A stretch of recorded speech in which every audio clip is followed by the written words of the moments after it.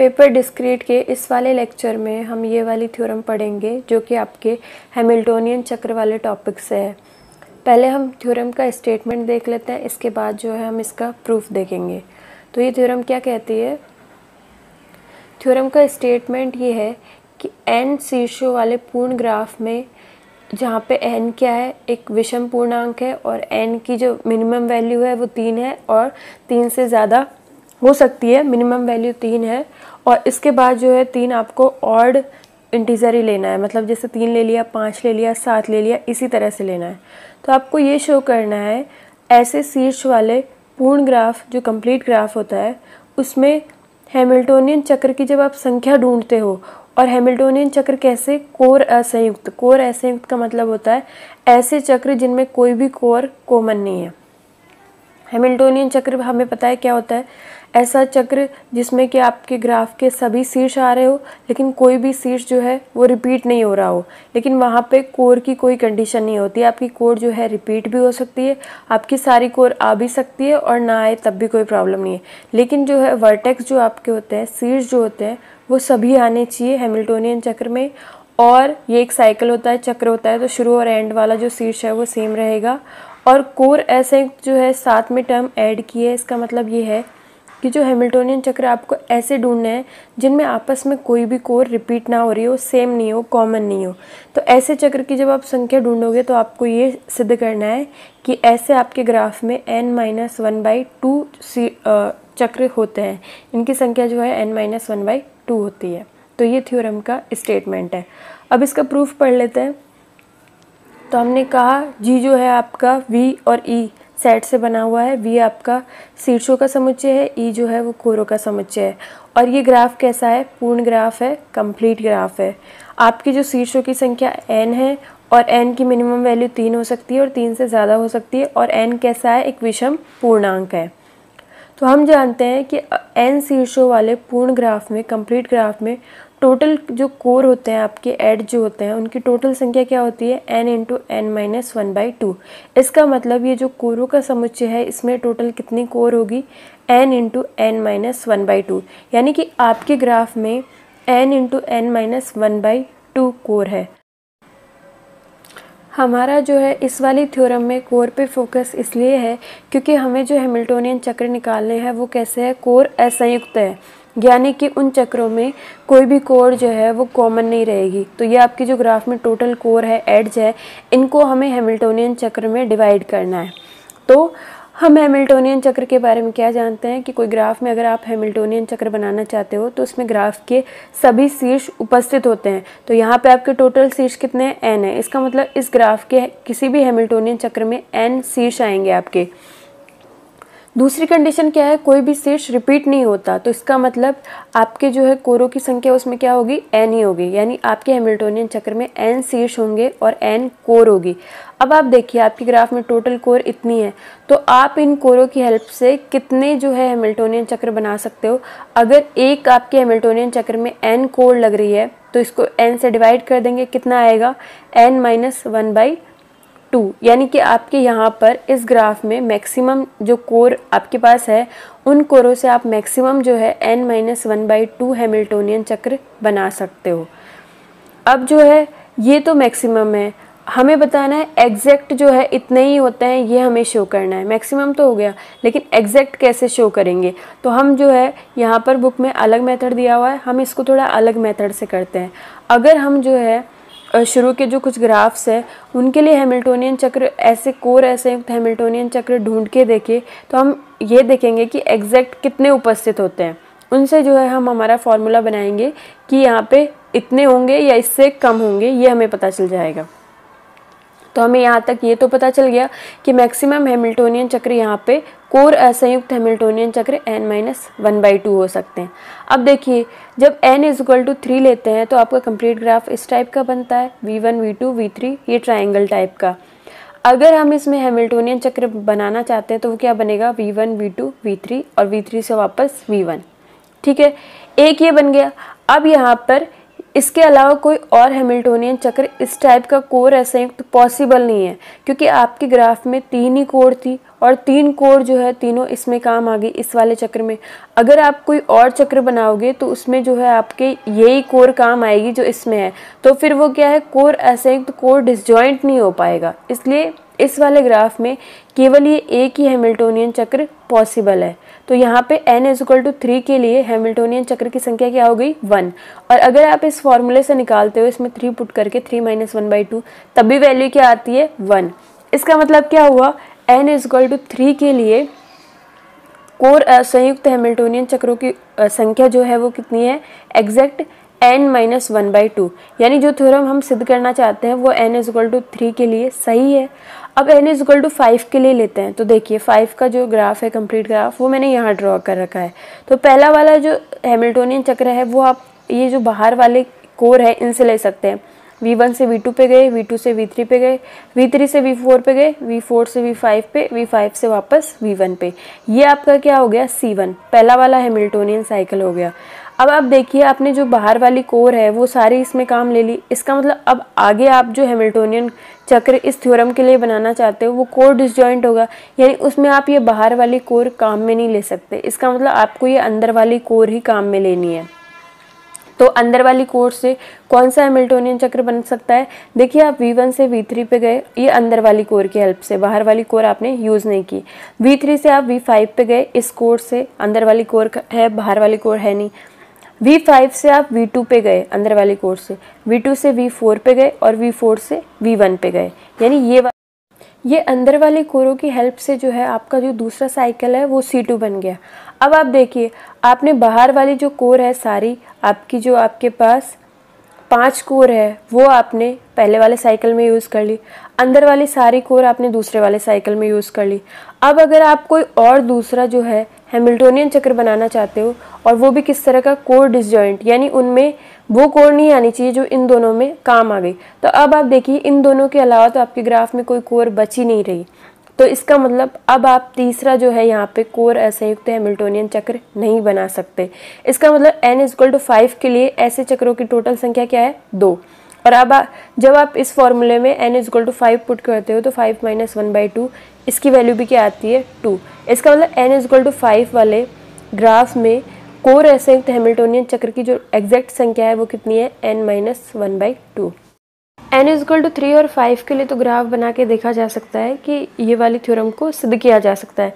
लेकिन जब n=7 और उससे ऊपर वाले जो विषम इंटीजर्स है, उससे ज़्यादा वाले, उनको जब हम देखते हैं तो उनके लिए कंप्लीट ग्राफ ड्रॉ करना और उसमें साइकिल्स ढूंढना बहुत कॉम्प्लिकेटेड हो जाता है।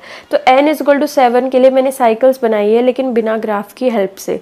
तो आप भी, अगर आपको n पता है तो आप उसके हैमिल्टोनियन साइकिल, और वो भी इस तरह से जो कोर डिसजॉइंट है, ऐसी वाली साइकिल आप बना सकते हो बिना ग्राफ की हेल्प से। कैसे, आप ये देखिए, जब आप n=5 के लिए पहली साइकिल ड्रॉ करते हो, हैमिल्टोनियन साइकिल, तो उसमें आप क्या करते हो, V1 V2 V3 V4 V5 V6 V5 से वापस V1 पर, यानी ये जो बाहर वाली जो ये एड्ज है, कोर है, इनके हेल्प से आप एक सीधी सीधी साइकिल ड्रॉ कर देते हो जिसमें सभी शीर्ष जो है वो अपने सीक्वेंस से आ रहे हैं, जैसे V1 V2 V3 V4 V5 और वो वापस V1 पर।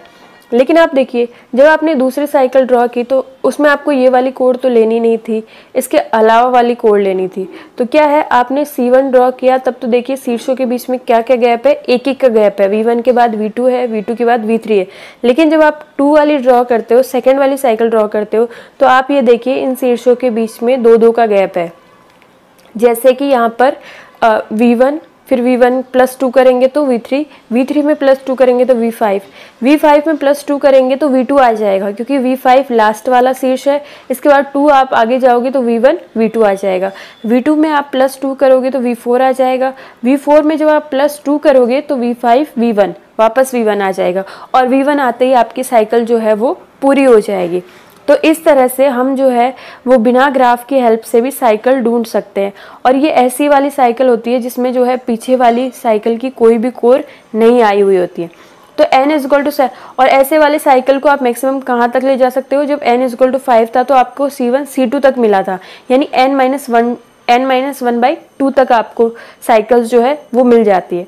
अब आप देखिए n=7 के लिए इसका मतलब आपको C3 तक मिल जाएगी साइकिल्स, और वो साइकिल कौन कौन सी होगी, पहले वाली साइकिल में तो आप क्या करोगे, एक एक का गैप रखोगे तो सभी शीर्ष जो है अपने सीक्वेंस के हिसाब से आ जाएंगे, V1 V2 V3 V4 V5।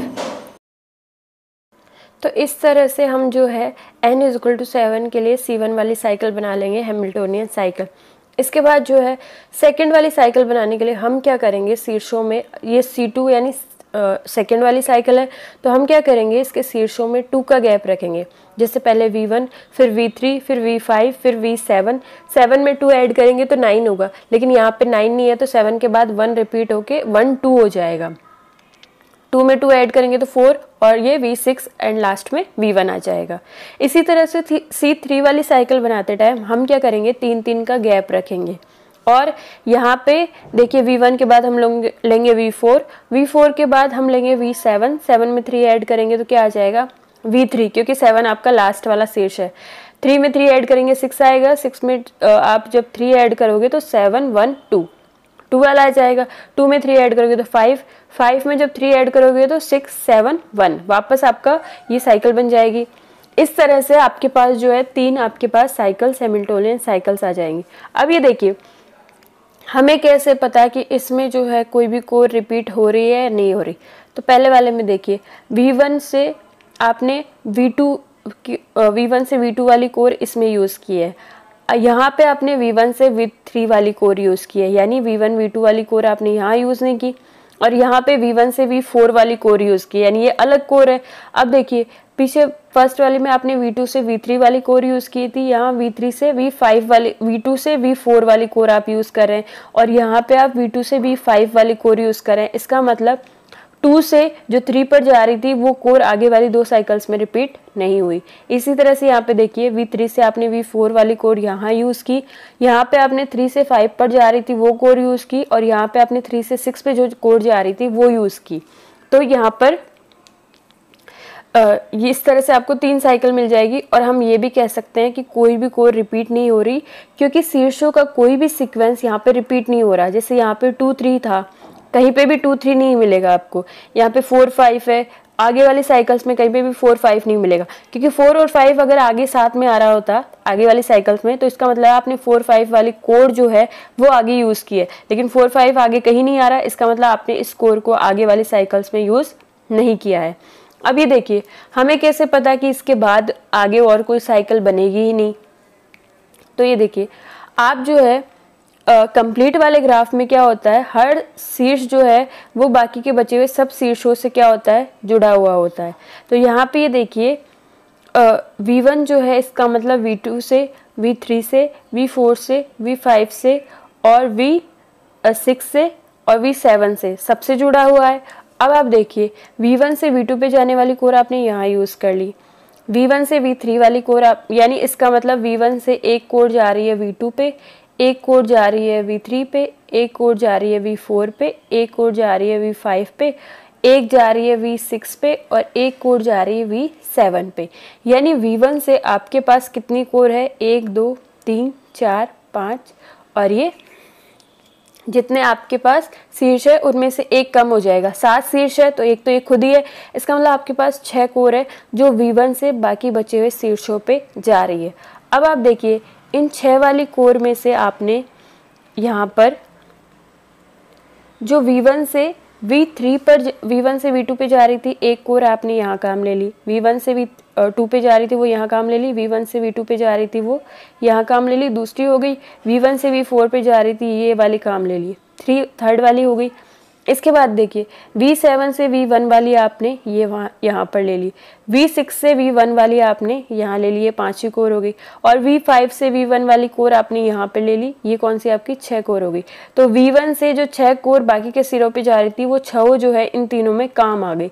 अब इसके अलावा V1 से किसी और शीर्ष पर जाने वाली कोर बची ही नहीं है, तो आप हैमिल्टोनियन साइकिल बना ही नहीं सकते, क्योंकि हैमिल्टोनियन साइकिल बनाओगे तो उसमें V1 को इंक्लूड करना ज़रूरी है, क्योंकि उसमें ग्राफ के सभी शीर्ष आते हैं।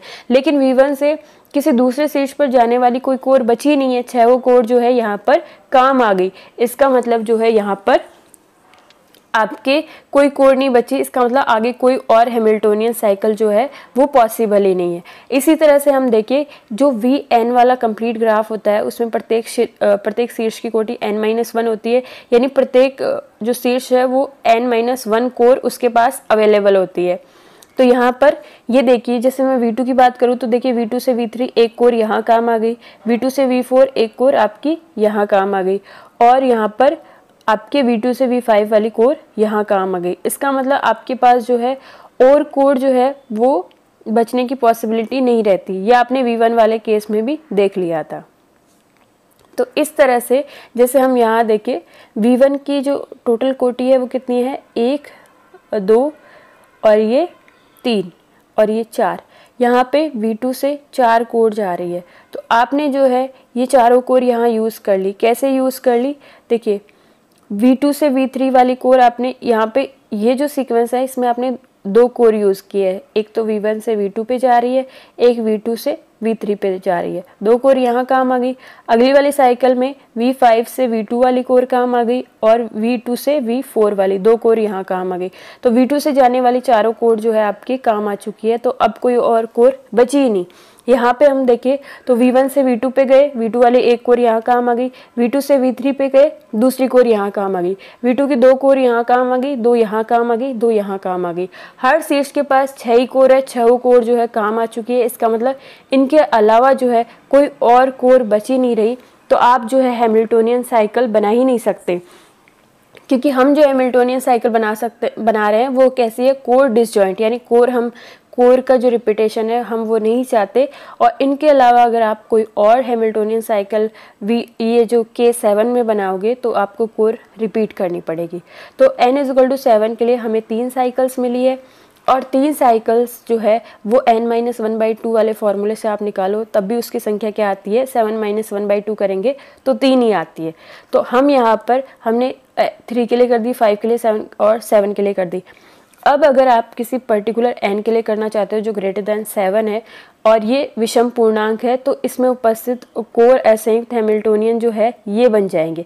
कितने बन जाएंगे, n-1/2। n=5 के लिए 2 बने, 7 के लिए 3 बने, तो n के लिए कितने होंगे, n-1/2। और आप इन सब साइकिल्स को बना भी सकते हो बिना ग्राफ के हेल्प से। कैसे, पहले वाले साइकिल जो है C1 उसमें आपको सभी शीर्षों को सीक्वेंस में रखना है और लास्ट में V1 आएगा क्योंकि आपका ये क्लोज्ड वॉक है इसलिए। आगे वाली साइकिल C2 में आप क्या करोगे, शीर्षों में 2-2 का गैप रखोगे। जैसे V1 से V3 पे गए, V3 से V5 पे गए, V5 से V7 पे गए। अब आप ये देखिए यहाँ पर C1 में सेकेंड लास्ट वाला शीर्ष कौन सा है, V5 जो आपका लास्ट वाला शीर्ष है, और इसके दूसरी वाली साइकिल में कौन सा है, V4, यानी V5 V4 इस तरह से आपके शीर्ष आ रहे हैं। यहाँ देखिए V7 V6 V5। इसका मतलब हम ये बता सकते हैं कि हमारी वाली साइकिल में सेकंड लास्ट वाला जो शीर्ष है वो कौन सा होगा, वर्टेक्स कौन सा होगा। इसमें क्या होगा, Vn, अगले वाले में Vn-1, अगले वाले में Vn-2, और यहाँ पे आप कैलकुलेट करोगे तो n-1/2 का -1। ये जब आप कैलकुलेट करोगे तो यहाँ पे n+3/2 ये जो है वो क्या हो जाएगा, आपकी इस वाली साइकिल का सेकंड लास्ट वाला शीर्ष। तो आप बिना ग्राफ की हेल्प से, अगर आपको n की वैल्यू पता है तो आप जो है उसके हैमिल्टोनियन साइकिल्स बना सकते हो। और किस तरह की साइकिल्स है ये, कोर डिसजॉइंट। तो यहाँ तक आने के बाद हम ये समझ गए कि आप जो है कोर डिसजॉइंट साइकिल जो है वो एग्जैक्ट कितनी होती है किसी भी कंप्लीट ग्राफ में, n-1/2। तो ये हमने कर दिया। इसके बाद जो है हम क्या कहेंगे कि इन सब ग्राफ्स में आपने देखा कि एग्जैक्ट जो है n-1/2 कोर जो है कोर डिसजॉइंट हैमिल्टोनियन साइकिल उपस्थित होते हैं। यानी कि n इज़ ग्रेटर और इक्वल टू 3 जहाँ पे n एक ऑड इंटीजर है। शीर्षों वाले कंप्लीट ग्राफ में आपके n-1/2 कोर डिसजॉइंट हैमिल्टोनियन चक्र उपस्थित रहते हैं, ना तो इससे कम उपस्थित रहते हैं ना इससे ज़्यादा। और अगर आपको हैमिल्टोनियन साइकिल बनाने को कहा जाए तो वो भी आप जो है वो बना सकते हो, आपको सिर्फ n पता होने की ज़रूरत है। तो ये इस थ्योरम का प्रूफ हो गया। अगर आपको ये नहीं समझ में आया हो तो आप यूट्यूब पे या व्हाट्सएप पे पूछ सकते हो।